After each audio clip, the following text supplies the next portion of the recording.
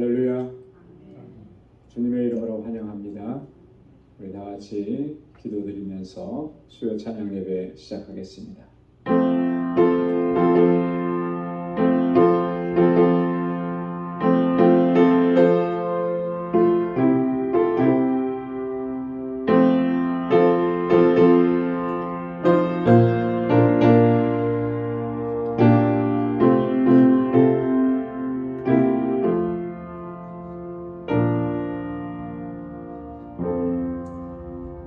하나님은 나의 산성이시니 저의 힘을 인하여 내가 주를 바라리이다. 나의 하나님이 그 인자하심으로 나를 영접하시며 내 원수의 보응받는 것을 나로 목독해 하시리이다. 나는 주의 힘을 노래하며 아침에 주의 인자하심을 높이 부르오리니 주는 나의 산성이시며 나의 환난날의 피난처 시민이이다. 나의 하나님이시여 내가 주께 찬송하오리니 하나님은 나의 산성이시며 나를 긍휼히 여기시는 하나님이심이니이다. 아멘. 은혜가 풍성하시고 자비하신 여호와 하나님 아버지, 오늘도 주님의 은혜 가운데 저희들을 지켜주시고 거룩하신 주님의 임재 안으로 불러주셔서 하나님의 성호를 찬양하며 우리 마음을 다하고 힘을 다하여 아버지 하나님을 예배케 하시니 감사합니다. 요동치는 세상 속에서도 흔들리지 않게 하시고 오직 주님만 바라볼 수 있는 믿음의 사람으로 저희들을 견고하게 세워주시고 날마다 은혜로 인도해 주심을 감사합니다. 오늘 이 시간도 우리의 온 마음의 중심이 여호와 하나님을 바라게 하시고 주님만을 경배하는 저희들 되게 하여 주옵소서. 예비하신 주님의 은혜와 평강으로 덧입혀 주옵소서. 예수님의 이름으로 기원하옵나이다. 아멘. 전능하사 천지를 만드신 하나님 아버지를 내가 믿사오며 그 외아들 우리 주 예수 그리스도를 믿사오니 이는 성령으로 잉태하사 동정녀 마리아에게 나시고 본디오 빌라도에게 고난을 받으사 십자가에 못 박혀 죽으시고 장사한 지 사흘 만에 죽은 자 가운데서 다시 살아나시며 하늘에 오르사 전능하신 하나님 우편에 앉아 계시다가 저리로서 산 자와 죽은 자를 심판하러 오시리라. 성령을 믿사오며 거룩한 공예와 성도가 서로 교통하는 것과 죄를 사하여 주시는 것과 몸이 다시 사는 것과 영원히 사는 것을 믿사옵나이다. 아멘. 찬양으로 하나님께 영광 돌리겠습니다. 하나님은 너를 지키시는 자.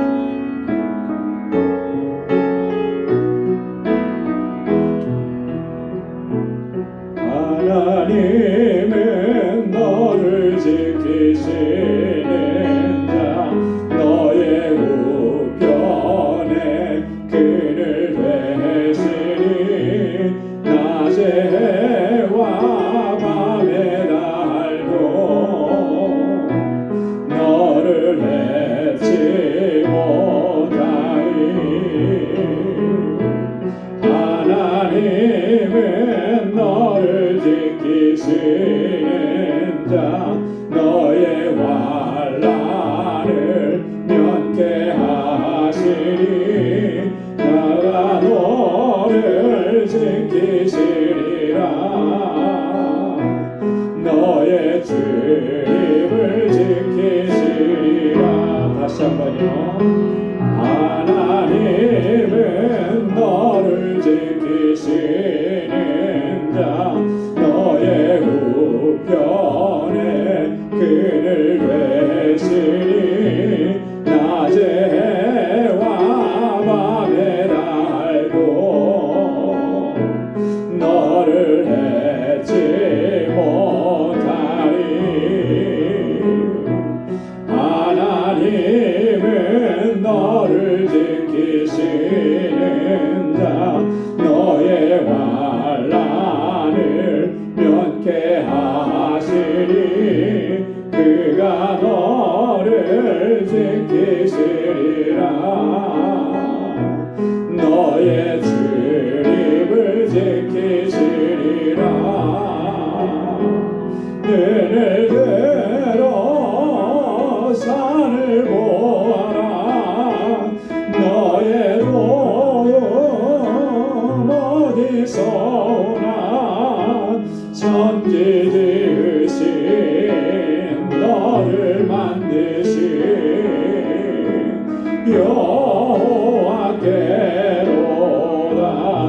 들어 눈을 들어 산을 보아라 너의 도움 어디서 오나 선지지으신 너를 만드신 여호와께 보다.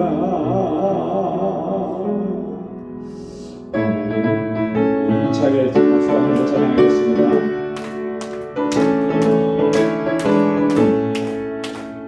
주의 약속하신 말씀 위에서 영원토록 주를 찬송하리라. 소리 높여 주께 영광 돌리며 약속 믿고 굳게 서리라. 굳게 서리 영원하신 말씀 위에 굳게 서리 굳게 서리 그 말씀 위에 굳게 서리라. 주의 약속하신 말씀 위에서 세상 명령에게 엄습할 때에 말씀으로 힘써 싸워 이기며 약속 믿고 굳게 서리라. 굳게 서리 영원하신 말씀 위에 굳게 서리 굳게 서리 그 말씀 위에 굳게 서리라. 주의 약속하신 말씀 위에서 영원하신 그의 사랑이 믿고 성령으로 힘써 싸워 이기며 약속 믿고 굳게 서리라. 굳게 서리 영원하신 말씀 위에 굳게 서리 굳게 서리 그 말씀 위에 굳게 서리라. 주의 약속하신 말씀 위에서 성령 인도하는 대로 행하며 주님 품에 항상 안식 얻으며 약속 믿고 굳게 서리라. 굳게 서리 영원하신 말씀 위에 굳게 서리 굳게 서리 그 말씀 위에 굳게 서리라. 4절이요. 주의 약속하신 말씀 위에서 성령 인도하는 대로 행하며 주님 품에 항상 안식 얻으며 약속 믿고 굳게 서리라.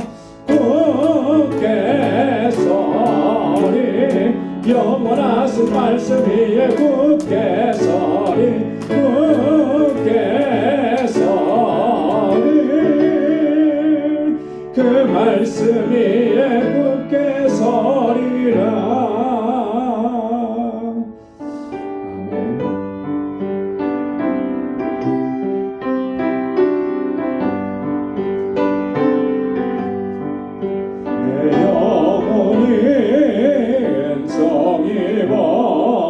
중한 죄짐 벗고 보니 슬픔 많은 이 세상도 천국으로 하도다.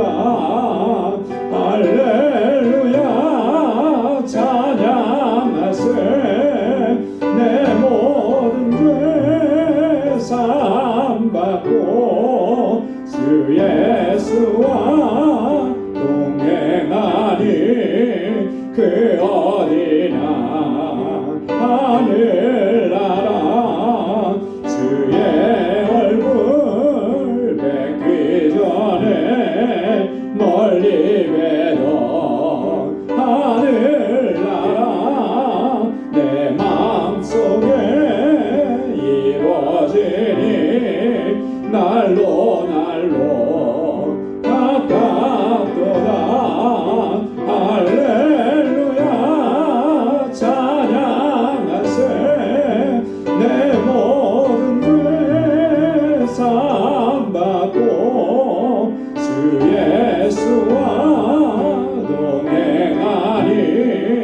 그 어디나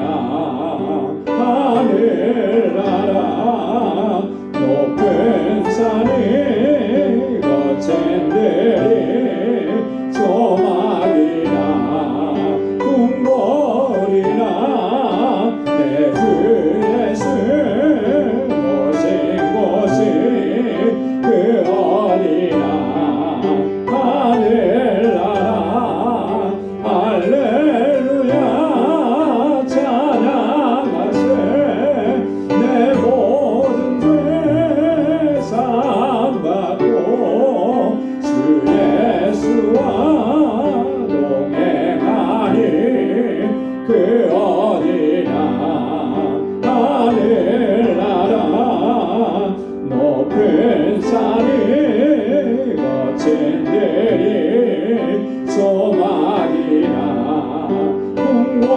궁궐이나 내 주 예수 모신 곳이 그 어디나 하늘나라 할렐루야 찬양하세 내 모든 죄 사함받고 주 예수와 동행하니 그 어디나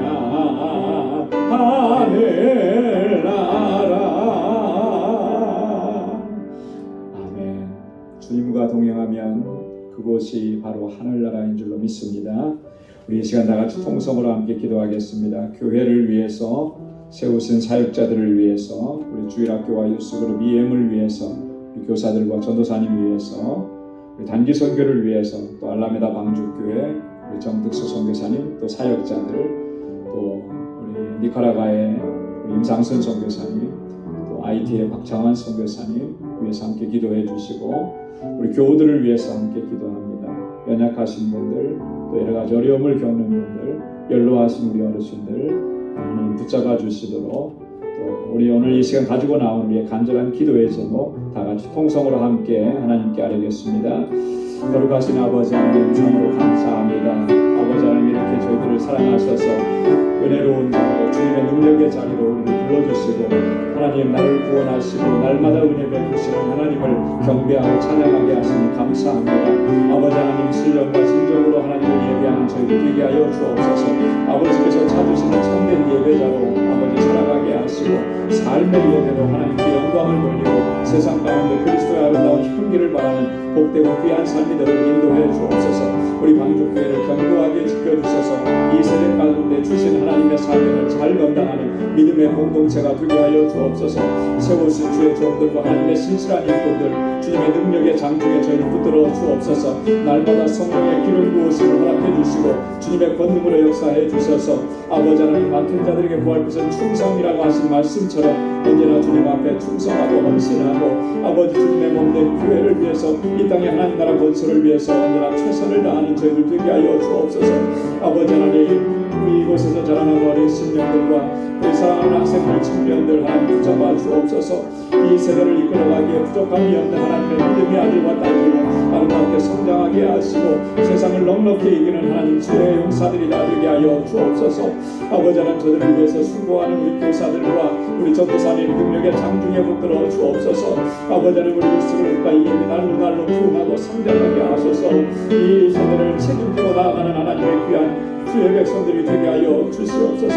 단기 선교를 준비하고 있습니다. 은혜 위에 은혜를 더하시고 능력으로 던질어 주시고 우리 온 교우들이 마음 같이 같이 할 수 있게 하셔서 이 선교적 사명을 잘 감당해낼 수 있게 하시고 우리 아버지 하나님 알라메다 방주교회 견고하게 세우셔서 그 지역의 영혼들을 구원하는 구원의 방주로 우뚝 서게 하시고 우리 선교사님과 모든 동역자들에게 하나님 능력과 권능을 던지켜 주옵소서. 아버지 하나님 우리 사랑하는 지체들 가운데 아버지 하나님 여러 가지 연약함과 인생의 삶의 질고와 고통으로 인해서 신음하는 주님의 자녀들을 하나님 긍휼히 여겨주시사 하나님 치료하여 주시고 하나님 긍휼을 베풀어 주시고 은혜 베풀어 주셔서 하나님의 주시는 평강을 누리게 하여 주옵소서. 믿음으로 승리케 하여 주시고 소망의 주님을 바라볼 수 있도록 인도하여 주옵소서.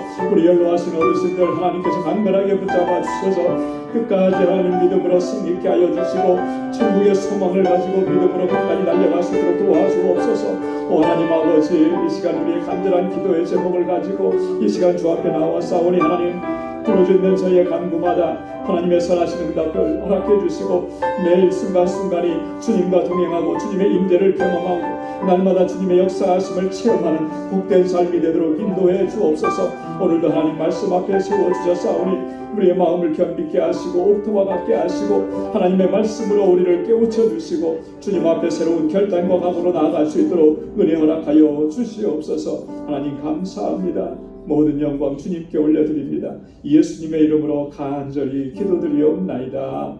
아멘. 할렐루야.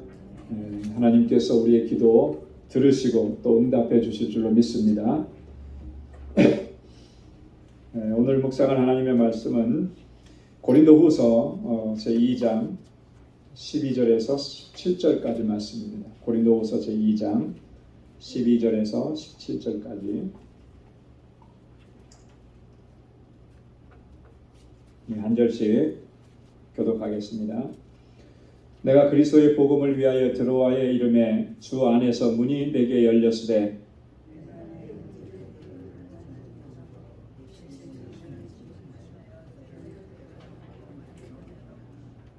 항상 우리를 그리스도 안에서 이기게 하시고 우리로 말미암아 각처에서 그리스도를 아는 냄새를 나타내시는 하나님께 감사하노라.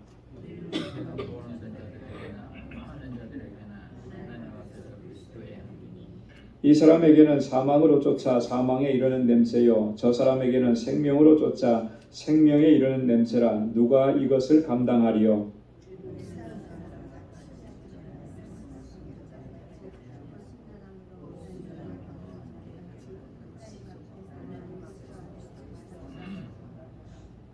아멘. 우리 지난주에 이어서 우리 계속해서 고린도후서 2장의 말씀을 계속 묵상을 하는데요.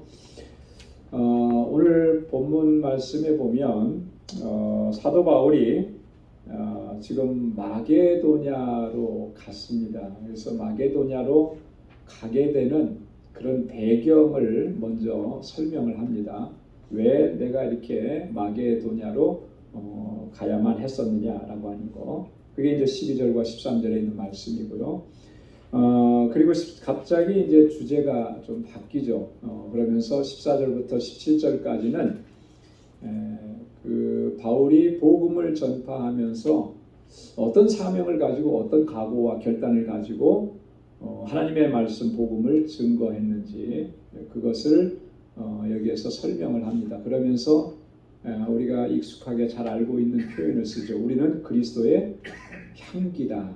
그리스도의 향기다라고 하는 그런 말을 하게 됩니다. 이 그리스도의 향기라고 하는 이 말이 굉장히 중요한 거예요.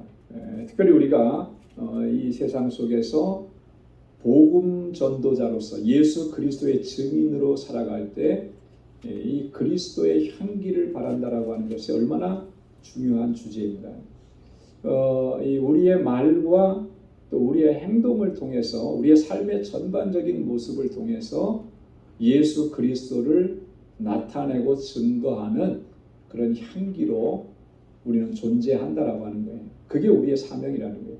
단지 나가서 뭐 예수 믿으세요라고 노방 전도하고 이렇게 전도하는 것만이 그것만이 그 그리스도의 향기로 드러나는 게 아니고 사실 우리의 삶의 전부입니다. 전체. 그래서 우리가 만나는 사람들에게 그리스도를 나타내고 그리스도를 증거하는 것이죠. 그래서 예수 믿는 사람, 그리스도인은 과연 다르구나. 저 사람 가까이 갔더니 아름다운 향기가 나타나는구나. 그죠? 우리 그 지나다니다 보면 미국 분들은 특히 여성분들은 이렇게 뭐라 그러죠? 향수라 그러나요? 굉장히 진한 걸 이렇게 뿌리고 다니더라고요. 딱 지나가면 요만큼 떨어져서 지나가는데도 향수 냄새가 확 풍겨요. 그죠? 가까이만 가도 그 냄새가 느껴지는, 그 사람만 봐도 예수 믿는 사람이구나라고 하는 게 느껴지는, 그게 그리스도의 향기, 그리스도의 냄새라는 거거든요. 그게 우리를 통해서 풍겨져야만 그래야만 복음이 전해지는 거예요. 이제 그런 것을 우리가 바울이 생각하면서 지금 그 얘기를 하는 건데, 우리가 이 말씀들을 통해서 사실은 엄청나게 도전을 받는 거죠. 그래서 우리가 다시 한번 주님 앞에서 그런 결단을 할 수 있었으면 좋겠다는 생각을 합니다. 자, 먼저 12절과 13절에서는 바울이 마게도니아로 가게 되는 그런 배경을 좀 설명을 하는데, 자, 12절에 보면 내가 그리스도의 복음을 위하여 드로아에 이름에 주 안에서 문이 내게 열렸으되, 그래서 바울이 드로아에 복음을 전하기 위해서 갔습니다. 그래서 그곳에 갔더니 하나님께서 복음의 문을 활짝 열어주신 거예요. 그래서 복음을 전할 수 있는 그런 기회를 주신 거죠.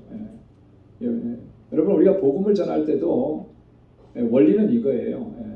우리가 수고하고 애쓰지만 하나님께서 그 문을 열어주셔야만 복음을 전할 수가 있고 열매를 거둘 수가 있는 겁니다. 그래서 항상 우리가 복음을 증거할 때 또 어떤 그 전도의 대상자를 놓고 기도할 때 그 기도의 첫 번째가 뭐냐면 하나님께서 그 마음의 문을 열어주시도록.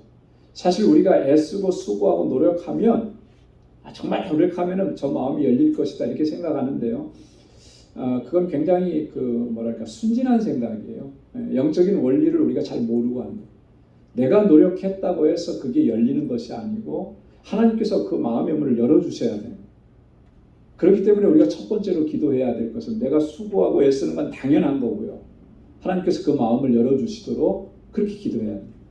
우리가 지금 단기 선교를 준비하고 있는데 마찬가지입니다.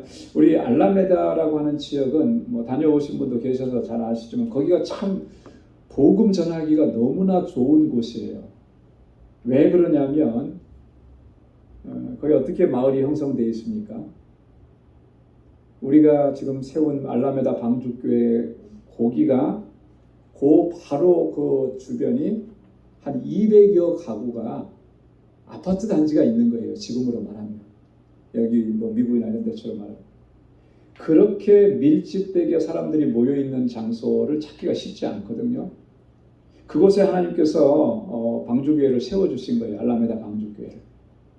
거기는 우리가 굳이 멀리까지 가서 복음을 전하지 않아도 그 동네 사람들이 다 전도 대상이거든요. 조건이 너무나 좋은 거죠. 근데 사실은요, 아무리 조건이 좋아도 하나님께서 열어주셔야 되는 거예요. 저들의 마음을 열어주시는. 근데 멕시코 사람들의 마음을 열기가 너무나 힘든 거죠. 왜냐하면 멕시코 사람들은 그들의 민족 대대로 자기들이 믿어왔던 전통 신앙이 있고요. 또 거기에 더해서 스페인의 식민 지배를 받았기 때문에 캐톨릭이 아주 그걸 사로잡고 있어요. 그래서 중남미 통틀어서 캐톨릭이 가장 강한 나라가 멕시코라고. 그리고 멕시코 사람들은요, 중남미 통틀어서 자존심이 또 굉장히 강한 사람들. 그래서 참 그 마음의 문을 열기가 쉽지 않고요. 우리도 느껴봤지만 노방전도 하러 가면은 어떤 사람들은 받아들여 주기도 하지만 어떤 사람들은 아예 문도 안 열어주거든요. 왜 그러냐면 자신들은 캐톨릭 신자라고 하는 거예요. 여러분, 그런 데 가서 우리가 낙심하기 쉽거든요. 문 안 열리니까. 우리 기도가 부족한 거죠. 그래서 우리는 선교를 앞두고 정말 힘써서 첫 번째로 기도해야 될 것이 그곳에 있는 사람들의 마음의 문을 하나님께서 열어주시도록, 그리고 우리는 열심히 가서 예수를 전하고 복음을 증거하도록 그렇게 해야 돼요. 그게 선교의 가장 중요한 원칙들이라고 하는 것입니다. 자, 근데 오늘 보니까 바울이 드로아에 갔는데 주님께서 문을 열어주신 거예요. 복음을 전할 수 있도록. 자, 여러분, 드로아라고 하는 곳이 어딘지 혹시 기억이 나세요? 드로아 하면은 딱 떠오르는 장면이 하나 이건 있어야 돼요.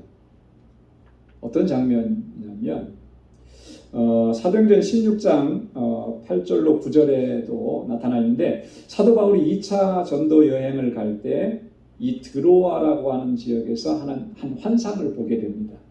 그게 어떤 환상이냐면, 바울의 계획은 원래 아시아로 가서 복음을 전하기를 원했어요. 근데 성령께서 그걸 두 차례나 막으십니다. 그리고 드로아에서 환상을 보여주시는데 어떤 환상이었죠? 마게도냐 사람 한 사람이 나타나서 건너와서 우리를 도우라, 이런 환상을 보여줘요.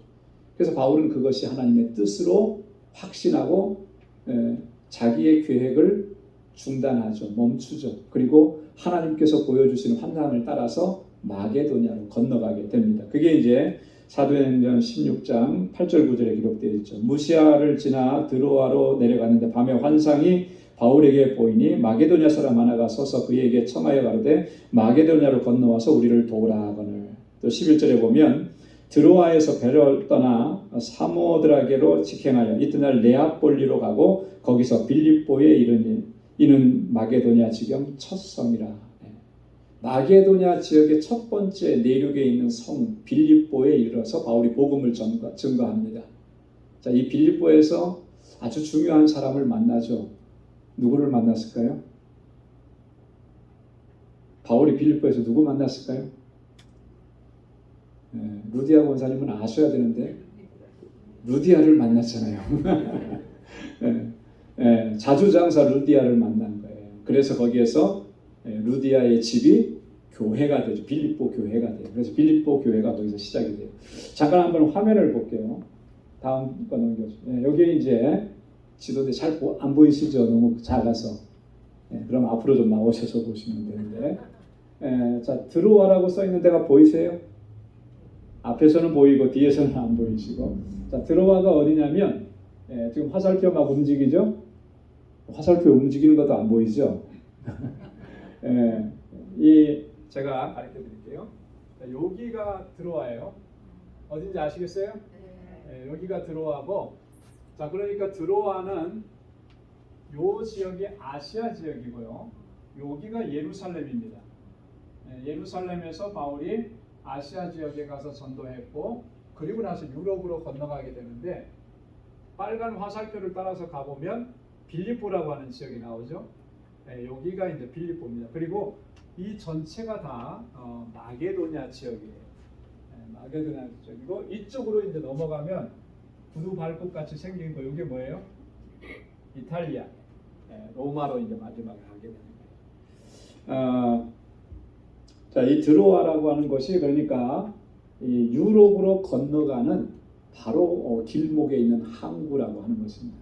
거기서 이제 환상을 보고 마게도냐 지역으로 넘어가서 빌립보로 올라가고, 왼쪽으로 조금 따라 내려가면 데살로니가, 그리고 거기서 조금 더 내려오면 베레아, 그리고 맨 밑에까지 바닷가까지 내려오면 아덴이라고 하는 것입니다. 아덴. 그리스 아덴, 아테네라고 그러죠. 그리고 왼쪽으로 건너오면 그렇게 섬이 하나 보이죠. 여기 우리가 지금 그 서신서를 보이고 있는 고린도라고 하는 지역이에요. 그리고 이제 그 위로 올라가서 아가야 지역으로 올라가게 돼요. 그리고 이제 3차 전도 여행 끝나고 나중에는 이제 호송이 되어서 로마로 이제 가게 되죠. 이렇게 바로 이 지역에서 바울이 지금 복음 전도의 문을 열어주신 하나님의 그 은혜의 역사를 경험하게 돼요. 근데 바울이요, 여기서 계속해서 복음을 증거하지 못합니다. 하나님께서 문을 열어주셨지만 그걸 못해요. 왜 그러냐면 한 가지 염려와 걱정, 근심이 있었기 때문에 그럽니다. 그것이 바로 이제 13절에 있는 내용입니다. 내가 내 형제 디도를 만나지 못함으로 내 심령이 편치 못하여 저희를 작별하고 마게도냐로 갔노라. 자, 지금 보십시오. 드로아에서 디도를 만나지 못해서 마게도냐로 건너 올라갔다. 이제 이렇게 얘기를 하는 거예요. 자, 디도를 만나고 싶었는데 왜 디도를 못 만났는가? 여러분, 디도가 했던 역할이 뭐냐면 바울은 고린도전서를 쓰고 난 후에 고린도 후서를 쓰기 전에 중간에 또 편지 하나를 썼다 그랬잖아요. 그 편지가 뭐라 그랬죠? 눈물의 편지라 그랬어요. 지금은 우리에게 주어지지 않고 우리가 그 편지는 다 이제 찾지를 못한 거예요. 근데 이제 그 편지가 존재했다라고 하는 것은 바울의 글에서 확인할 수가 있는 건데, 그래서 그 편지를 눈물의 편지라 이렇게 했는데, 그 편지를 디도 편에 보내서 고린도 교회로 보낸 거예요. 자, 보내놓고 얼마나 바울이 또 얼마나 기도 많이 했겠어요. 그죠? 자기가 직접 갈 수도 있었지만 본인이 직접 가게 되면 뭔가 참 큰 사단이 나도 나는 거예요. 왜냐하면 거기에서 문제 일으킨 사람들을 다 징계하고 그런 일들이 이제 일어나게 되니까. 자, 그러니까 그러기 전에 먼저 디도에게 조금 더 강하게 눈물로 편지를 써서 그들에게 권고하는 내용을 보낸 거죠. 자, 보내놨으니까 그 다음엔 회답이 빨리 오기를 기다리는 거죠. 빨리 문제가 잘 해결되고. 근데 디도가 빨리 오지를 않는 거예요. 예상했던 시간보다 더 늦어지는 거예요. 그러니까 바울이 마음이 편할 리가 없는 거죠. 그 표현을 지금 여기서 쓰는 거예요. 내가 내 형제 디도를 만나지 못함으로 내 심령이 편치 못하여, 마음이 편치 못해요. 그러니까 복음을 여기서 전할 수 있는 그런 준비 상태가 하나님은 다 열어주셨지만 바울의 상태가 그게 준비가 안 된 거죠. 그래서 바울이 직접 떠나게 됩니다. 마게도냐로 건너가게 되는 거예요. 여러분, 이 디도라고 하는 사람은 정말 바울의 신실한 동역자입니다. 원래 그런 이방인 출신인데 바울에 의해서 복음을 받고 그리고 바울을 잘 따르면서 나중에는 복음을 전하는 동역자가 되고요. 바울이 이 디도를 파송을 합니다. 어디로 파송을 하느냐면 그레데라고 하는 섬으로 파송을 해요. 그래서 거기에서 교회를 목회하도록 합니다. 이 그레데라고 하는 섬이 어디냐면 여기 한번 보세요. 여기가 이제 그레데라고 하는 섬이에요. 그러니까 꽤 멀리 그쪽에 이제 바울이 복음을 전했었고 했는데 그곳에 가서 목회하도록 그렇게 해줍니다. 섬 사람들이 원래 좀 터프하죠. 섬 사람들이 터프해요. 그래서 디도서를 보면 디도가 얼마나 어렵고 힘들게 목회를 하고 있는지를 바울이 기술을 해 놓습니다. 그래서 디도에게 편지를 보낸 게 바로 디도서예요. 디도서는 디모데 전후서와 함께 목회서신이죠. 저 그레데라고 하는 섬에서 목회를 하고 있는 디도에게 그를 권면하고 격려하는 그런. 자, 그러니까 디도가 얼마나 신실한 바울의 동역자였는지 잘 알 수가 있죠. 그리고 고린도에 지금 바울의 눈물의 편지를 전달하도록 이렇게 위임을 받았으니까 정말 신실하게 바울이 인정했던 그런 사람입니다. 그래서 오늘 본문에도 보면 내 형제라 이렇게 바울이 설명했잖아요. 그죠? 그리고 디도서 1장 4절에 보면 이 디도는 내 참 아들이다 이렇게 합니다. 바울이 아들이라고 이렇게 설명했던 사람이 또 한 사람이 있죠. 믿음의 아들이라고. 디모데를 가리켜서 그렇게 했단 말이에요. 그죠? 디모데 못지않게 디도도 바울이 그렇게 인정했던 사람입니다. 바울이 심령이 편치 못한 이유는 디도를 못 만났기 때문이다 그랬는데요. 자, 고린도후서 7장 5절과 6절에 보면 바울이 이렇게 설명을 하고 있습니다. 우리가 마게도냐에 이르렀을 때에도 우리의 육체가 편치 못하고 사방으로 환난을 당하여 밖으로는 다툼이요 안으로는 두려움이라. 마게도냐에 갔는데 거기서도 사실 디도를 못 만나서 바울의 이렇게 참 힘들고 고통스럽고 다툼이 있고 두려움이 있는 이런 상황을 겪고 있었다라고 하는 거예요. 그런데 하나님께서 바울을 위로하시는 거죠. 그러나 비천한 자들을 위로하시는 하나님이 디도의 옴으로 우리를 위로하셨으니 디도가 옴으로 인해서 위로받게 하셨다. 여러분, 디도가 와서 위로를 받았다라고 하는 것은 뭘 의미하겠습니까? 디도가 뭘 가지고 왔겠어요? 고린도 교회 형편을 가지고 온 거죠. 그래서 고린도 교회 성도들이 이 바울의 이 편지를 받아듣고 변하기 시작했다라고 하는 좋은 소식을 가지고 온 거예요. 그래서 그것이 바울에게 위로가 되었다라고 하는 그런 말입니다. 저희를 작별하고 마게도냐로 갔노라 그랬잖아요. 그죠? 그래서 바울의 그 답답하고 안타깝고 또 고통스러운 그런 심정 때문에 디도를 더 빨리 좀 만나려고 이 마게도냐로 건너간 거예요. 자, 디도를 만나고 싶어서만 갔겠습니까? 아니죠. 이 고린도 교회 소식을 더 듣고 싶은 거예요. 그죠? 그리고 고린도 교회 문제가 빨리 잘 해결됐으면 하는 그런 마음. 고린도 교회를 향한 바울의 그 안타까움과 사랑이 얼마나 좀 간절했느냐라고 하는 것을 여기서 우리가 읽을 수가 있는 것입니다. 자, 그 다음에 이제 14절부터 17절까지는 그리스도의 향기라는 주제로 말씀을 나누는데,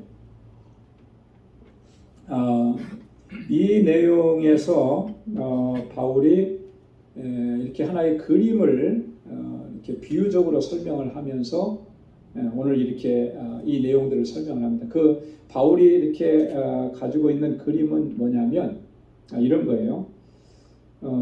이 여기서 말하는 그리스도를 아는 냄새, 또 그리스도의 향기, 이런 말들은 그것을 전제하는 그림이 하나 있어요. 상황이. 그게 뭐냐면 그 로마의 군대가 전쟁에 나가가지고 승리하고 돌아왔을 때 그때 보여지는 그런 모습들입니다. 자, 승리하고 돌아오면 시민들이 어떻게 맞이하겠습니까? 정말로 열렬하게 환영하겠죠. 그죠? 자, 그러면 이 승전한 이 군대의 장군은 제일 먼저 뭘 하냐면 자기들의 신전에 가서 거기서 희생 제물을 바치고 감사의 제사를 드리는 거예요. 그러면서 거기에서 향을 피우고 그렇게 합니다. 근데 그 향이 냄새가 아주 멀리까지 가는 거예요. 그 도시를 다 덮는 거예요. 요즘에 우리가 어제 오늘 사이에 정말 처음 겪는 일을 겪고 있잖아요. 그죠? 퀘벡에서 발생한 그 산불의 영향이 여기까지 미쳐서 공기가 탁해지고 위험해지고 중독성 있는 그런 공기를 오염시키고 그 냄새도 굉장히 타는 냄새까지 다 우리가 느낄 수 있는. 그래서 이게 정말 이게 대단한 그런 현상이구나. 저는 그런 생각을 좀 해봤습니다. 날이 어두워지고 해가 막 이렇게 가려지고 이런 모습을 보면서 이런 모습, 요 정도의 모습에도 참 두려움이 몰려오고 걱정되고 막 그러잖아요. 근데 애굽 땅에 10가지 재앙이 내려졌을 때 그때 그 재앙을 맞는 사람들은 어땠을까? 특히나 9번째 재앙은 뭐였죠? 흑암의 재앙이잖아요. 3일 동안 깜깜한 거예요.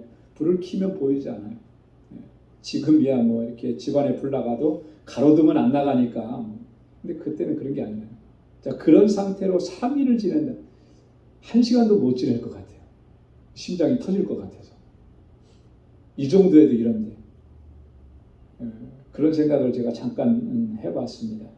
자, 근데 그 냄새, 그 신전에다 제사를 드리면서 피운 그 제물을 바쳐 피우고 하는 그 냄새가 도시에 쫙 깔리는 거예요. 자, 근데 그 냄새를 맡는 사람들이 뭘 느끼겠습니까? 그 냄새를 맡으면서 승리를 느끼는 거예요. 승리를. 그죠?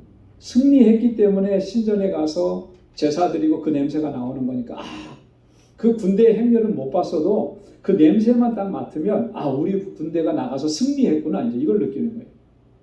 자, 그런데 시민들은 승리를 느끼는데, 자, 그때 포로로 잡혀온 사람들은 뭘 느끼겠습니까? 이제 우리는 죽는구나, 이걸 느끼는 거죠. 자, 향기는, 그 향은 한 번 났는데 그 향내가 한 번 나는 걸 통해서 두 가지 현상이, 양면적인 현상이 나타나는 거예요. 바울은 이 그림을 가지고 지금 이 본문에 있는 내용, 그리스도의 향기를 설명해 내가는 거예요. 우리를 통해서 복음의 향기가 전해지게 되면 그 복음의 향기는 이렇게 양면적인 결과를 가져온다는 거예요. 결론적으로 얘기를 하면 복음을 믿고 받아들인 사람에게는 그 향기가 생명의 향기인 거예요. 나를 살리는 생명의 향기. 그러나 믿지 않고 받아들이지 않고 거부한 사람들은 그거는 죽음의 향기인 거죠. 죽음의 향기. 죽음의 냄새인 거예요. 바울이 그것을 설명하면서 이런 역할들을, 이런 일들을 우리로 하여금 감당하게 하셨는데 이게 얼마나 소중하고 귀한 일이냐라고 하는 거죠. 그죠? 사람을 살리고 죽이고 하는 이 일들을 우리로 하여금 감당하게 하신 거예요. 그래서 우리가 나가서 복음을 전하고 그리스도의 향기가 돼서 그 복음의 향기를 전할 때 이런 일들이 일어나도록 하나님 역사하신다라고 하는 거예요. 여러분 그거 생각하면 이 복음을 전하는 일이 얼마나 중요한 일인지, 그로 인해서 나타나는 결과가 얼마나 중요한 것인지를 우리가 다시 한번 생각을 하게 돼요. 그래서 복음을 전할 때마다 항상 그것을 기억을 해야 한다라고 하는 것이죠. 바울은 먼저 감사합니다. 하나님 앞에. 어떤 내용으로 감사하냐면 14절 말씀에 항상 우리를 그리스도 안에서 이기게 하시고 우리로 말미암아 각 처에서 그리스도를 아는 냄새를 나타내시는 하나님께 감사하노라. 두 가지 감사죠. 우리를 그리스도 안에서 이기게 하시는 하나님께 감사. 그럼 여기에 중요한 내용이 있습니다. 이기게 하시는데 누구 안에서예요? 그리스도 안에서. 그리스도 안에서. 승리는 우리가 그리스도 안에 있을 때만 승리하게 됩니다. 그리스도 안에 있지 않으면 승리할 수가 없는 거예요.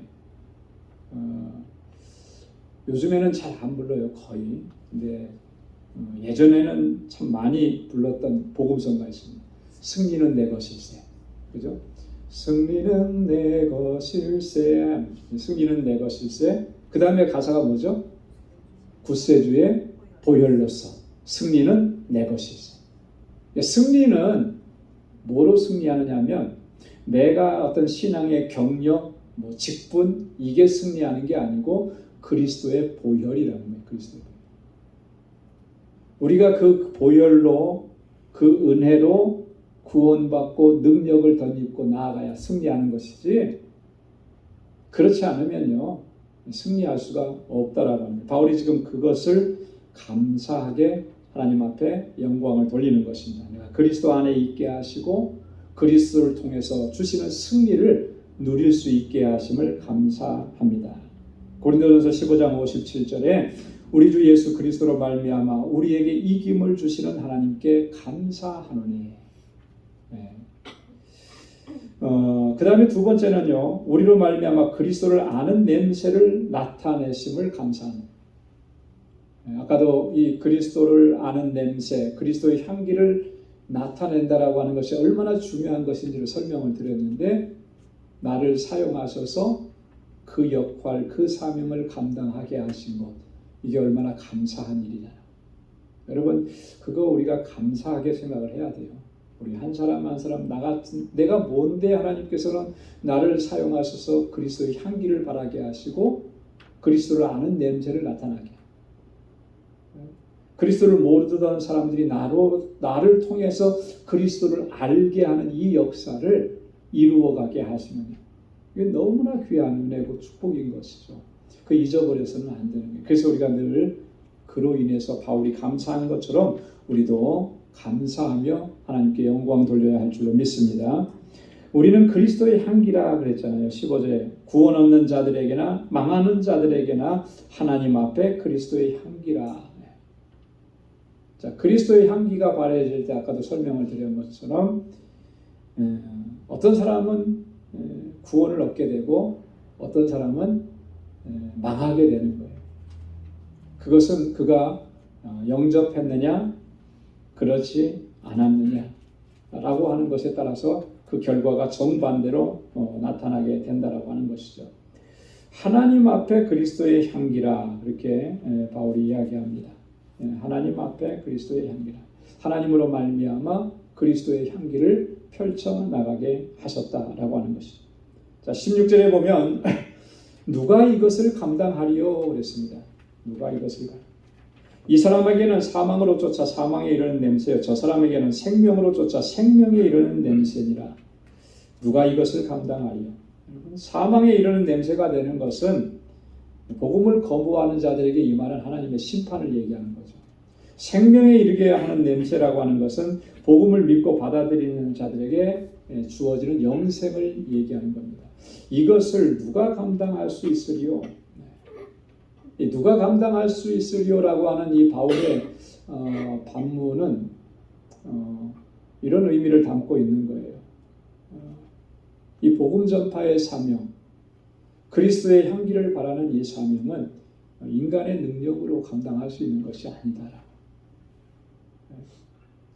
오직 하나님의 부르심을 받고 하나님의 능력으로 덧입힘을 받아야만 감당할 수 있다라고 하는 그런 의미인 거예요.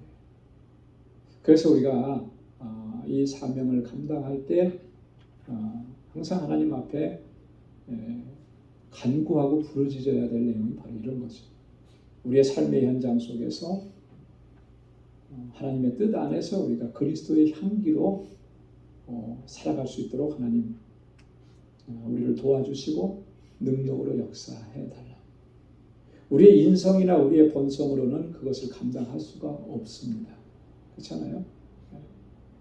성령께서 우리를 주관하시고 다스려 주셔서 그리스도의 향기를 바라면서 하나님을 증거하고 예수 그리스도를 증거할 수 있도록 하나님 나를 사용해 주시고 역사해 달라. 그렇게 우리가 부르짖고 엎드려야 돼요.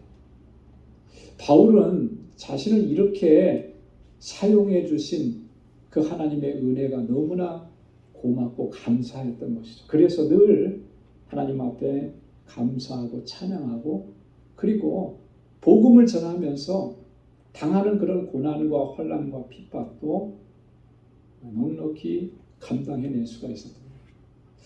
여러분, 나 같은 죄인을 구원해 주셔서 하나님의 자녀로 삼아 주셨다라고 하는 이 사실이 너무나 귀하고 값지고 감사하면 예수 믿으면서 당하는 환난과 고난과 핍박 이것을 이겨낼 수가 있어요. 근데 이 감사하는 마음이 식어지거나 신앙생활 하면서도 이 구원의 은혜에 대한 감사와 감격이 없으면 작은 시험에도 우리 너무나 쉽게 넘어지게 되는 거예요. 이게 신앙의 원리인 것입니다. 그래서 내가 정말 지금 하나님께서 나에게 이런 거 축복해 주시고 이거 허락해 주시고 뭐 형통하게 해 주시고 이런 것에서만 감사하는 차원에 머물지 않고 정말 우리의 감사의 차원이 더 높아져 가지고 더 견고해지고 그래서 근본적인 감사를 우리가 끊임없이 하나님 앞에 올려드리고 있다. 이 구원의 은혜에 대한 감사죠. 이게 식어지지 않는다면 우리는 어떠한 시험도 이겨낼 수가 있고요. 그리고 주님의 주신 사명도 감당할 수가 있는 거예요. 그래서 감사를 회복해야 하는 것입니다. 바울이 지금 그 감사로 가득했기 때문에 그 고난도 넉넉히 이겨낼 수가 있었던 것이고 또 누가 이것을 감당하리요라고 했지만 이 속에는요 바울의 이 복음 전도자로서의 확고한 신념이 이 속에 담겨져 있는 거예요. 나를 그것을 감당할 수 있도록 사용해 주시니 하나님 감사합니다. 그러니 끝까지 내가 이 사명 감당하겠습니다. 그런 바울의 확고한 신념이 이 안에 담겨져 있는 것이죠. 저와 여러분들이 이런 신념과 믿음과 확신을 가지고 끝까지 주의 복음을 증거하면서 우리의 믿음의 여정을 달려갈 수 있기를 소망합니다. 자, 마지막에 바울이 17절에서 결론적으로 복음 전도자로서의 그 자세와 결단을 이렇게 설명을 합니다. 우리 17절 말씀은 함께 한 목소리로 한번 읽어보겠습니다. 시작. 우리는 수다한 사람과 같이 하나님의 말씀을 혼잡하게 하지 아니하고 곧 순전함으로 하나님께 받은 것 같이 하나님 앞에서와 그리스도 안에서 말하노라. 아멘. 여기 보면은 아주 중요한 내용 두 가지, 우리가 반드시 기억해야 되는 두 가지를 오늘 우리에게 권면합니다. 그 첫째는 뭐냐면 하나님의 말씀을 혼잡하게 하지 않는다. 근데 그 앞에 보면 뭐라 그러냐면 수다한 사람과 같이 그랬어요. 이게 무슨 말입니까? 많은 사람들이 지금 하나님의 말씀을 혼잡하게 하고 있다라고 하는 거거든요. 근데 우리는 절대로 그렇게 하지 않는다. 이 바울이 결단을 보여주는 거예요.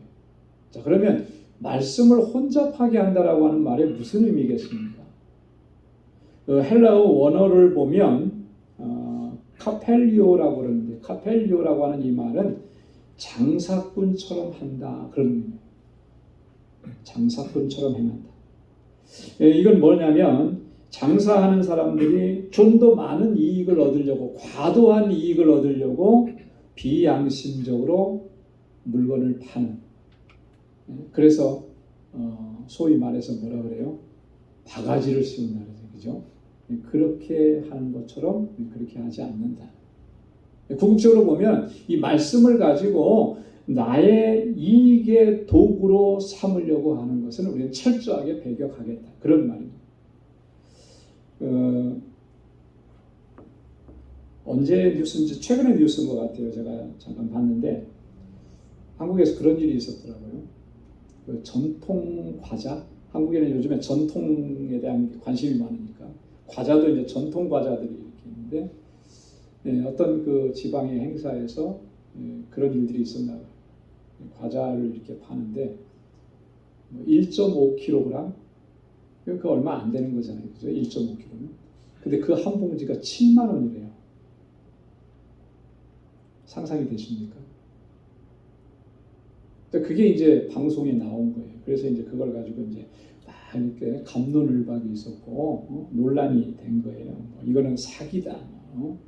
이거는 뭐 강도다. 칼만 안 들었지 강도다. 막 이런 얘기가 나와. 이제 그러면서 이제 좀 이제 문제가 이렇게 막 커지는 그런 걸 봤는데 나중에 이제 사과를 다 했더라고요. 이제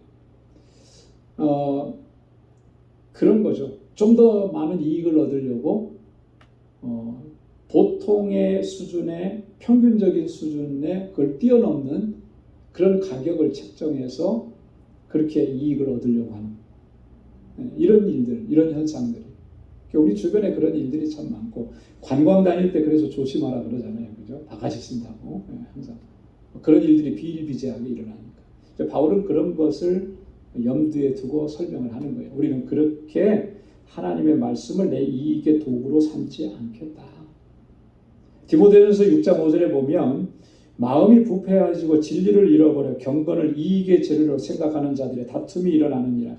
이 마지막 때의 현상들은 이런 현상들이 있다라고 하는 거예요. 경건을 이익의 재료로.